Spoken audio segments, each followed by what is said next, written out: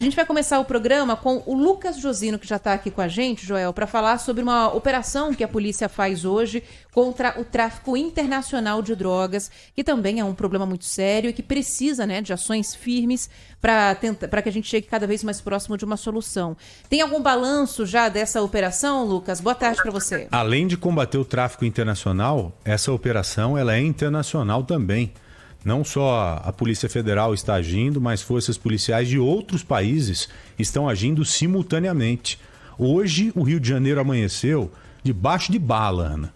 Foi tiro para todo e qualquer canto. Aqueles tiros pesados, de armamento pesado, aqueles tiros que são verdadeiros estrondos, que infelizmente a população do Rio de Janeiro teve que se acostumar. Infelizmente. Né? Você não aceita, mas dentro do possível você tem que se acostumar às coisas. Sem aceitar, é claro. Agora, o Josino, aqui em São Paulo teve desdobramento também ou não, hein? Boa tarde, meu amigo.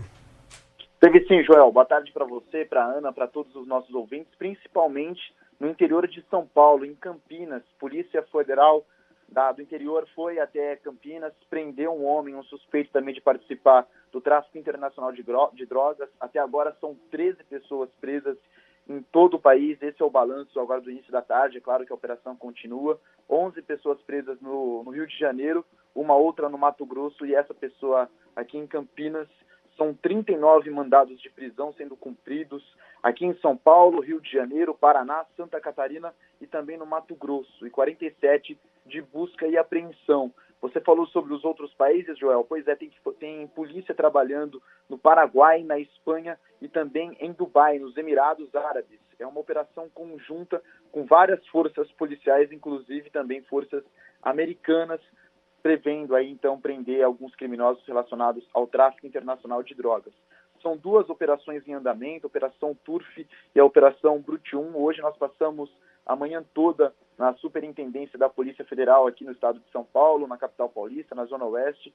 Várias viaturas chegando e saindo, uma movimentação intensa, documentos apreendidos e também computadores para tentar associar algumas pessoas, alguns criminosos ao tráfico de drogas. São quadrilhas que utilizam principalmente o Porto de Santos como principal via, principal acesso e envio de cocaína para a Europa e também para outros países da América do Norte, da América do Sul. O Porto de Santos a gente tem falado bastante aqui no Bora Brasil como o principal local onde os criminosos enviam droga para fora do país. Mas o interior do Brasil também, como Mato Grosso, onde uma pessoa foi presa, também faz parte da rota da cocaína que vem do Peru, da Bolívia. Então, por isso, algumas pessoas sendo acusadas e também sendo investigadas pela Polícia Federal. Uma investigação que já dura mais de um ano.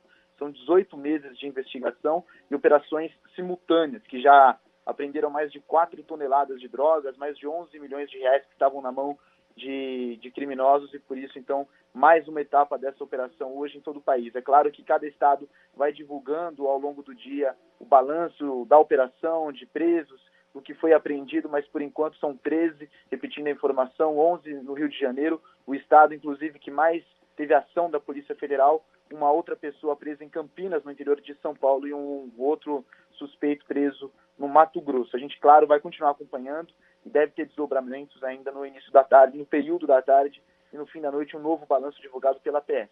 Joel e Ana. As ramificações, os tentáculos do crime organizado, do tráfico de drogas, são infindáveis. A gente não imagina, não dá para mensurar, não dá para imaginar até onde esses caras estão. Eu costumo dizer o seguinte: às vezes você pode conversar com uma pessoa no dia a dia, ocasionalmente, sem saber que aquela pessoa é do crime, sem saber que aquela pessoa de alguma forma contribui com o crime organizado. Eu fiquei pasmo recentemente quando tomei conhecimento de um empresário que foi preso. Nós até noticiamos isso.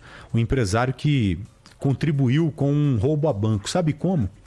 Financiando, mandando grana. O cara nem aparece, Ana. Ele nem aparece, ele simplesmente destina o dinheiro para a quadrilha ter condição de alugar armamento, alugar bomba, alugar colete, e depois se recebe estruturar. uma parte da grana. E depois recebe uma parte, é um investimento, né? Por isso que o trabalho de inteligência das nossas forças policiais é o que manda hoje e é o que tem que mandar daqui para frente. Cada vez mais. Não adianta você ficar só prendendo o cara ali na Cracolândia, o bandidinho que está roubando o celular, furtando o celular. Isso tem que ser combatido, é indiscutível. Agora, os grandes criminosos, estes que coordenam tudo, dificilmente são alcançados. Pode ter certeza, os caras estão em uma tal de nuvem que me disseram que existe, assim como a Deep Web, aquela área desconhecida da internet, ou a nuvem mesmo de internet, há uma nuvem do crime, em que a polícia dificilmente tem acesso a ela. Sabia? Tem um delegado aí, que eu não vou revelar o nome dele, ele me repassou algumas informações. Ô Josino, você sabe muito bem, porque o seu pai é um cara muito atuante nisso, é um dos caras mais atuantes, é um dos maiores jornalistas investigativos da história do Brasil. E esse delegado me disse o seguinte, ele tem um objetivo, Josino, que é alcançar alguns criminosos, que ele sabe que são criminosos, mas ele não consegue. E já disseram a ele que é praticamente impossível, porque você não consegue rastrear nada. É incrível como que esses caras vêm agindo. É uma estrutura que dificilmente é alcançada porque o Estado permitiu que ela ficasse desse jeito. Não houve aquele combate no momento oportuno, naquele momento em que você conseguiria combater mesmo e cortar o mal pela raiz. Então, por isso que esses criminosos estão como estão, né, Josino? Exatamente, Joel. E são criminosos que movimentam milhões de reais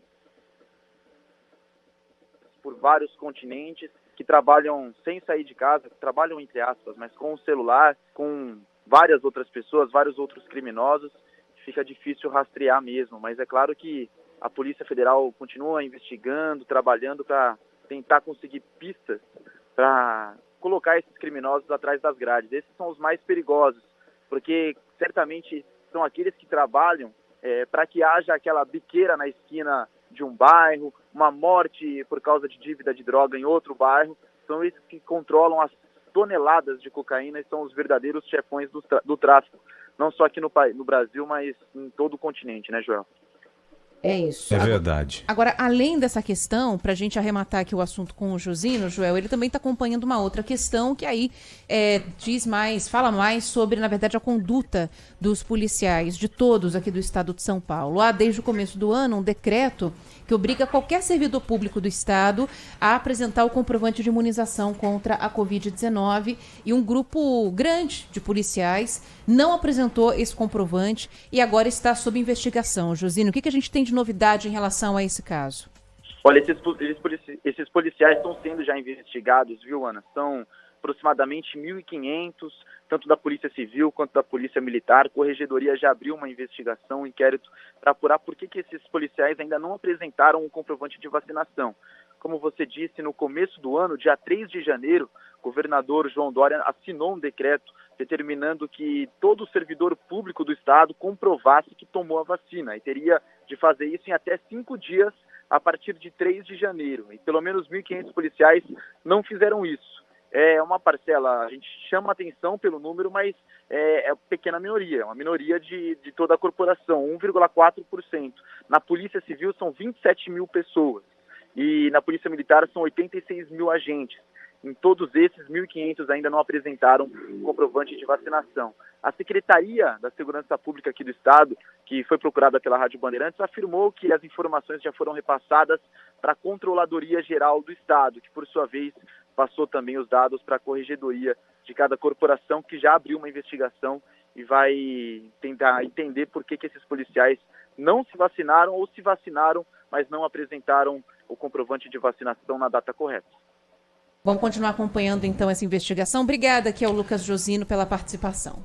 Josino, aquele abraço fraternal, aqueles sinceros sentimentos a toda a família, viu? Que você sabe que eu tenho um apreço muito grande pela sua família. Grande abraço, querido. Obrigado, Joel. A gente vai seguindo em frente. E obrigado mesmo. Um abraço para vocês. Força, meu irmãozinho. Força. Um beijo no coração.